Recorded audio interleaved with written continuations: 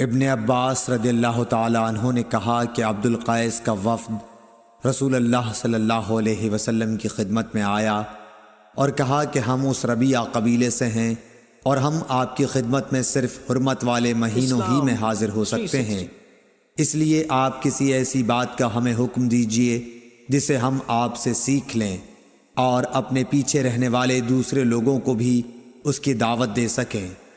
آپ نے فرمایا کہ میں تمہیں 4 چیزوں کا حکم دیتا ہوں اور 4 چیزوں سے روکتا ہوں۔ پہلے خدا پر ایمان لانے کا، پھر آپ نے اس کی تفصیل بیان فرمائی کہ اس بات کی شہادت دینا کہ اللہ کے سوا کوئی معبود نہیں اور یہ کہ میں اللہ کا رسول ہوں، اور دوسرے نماز قائم کرنے کا،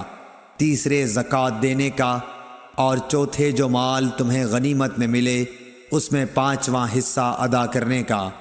اور تمہیں میں تومڑی، حنطم، قصات اور نقیر کے استعمال سے روکتا ہوں۔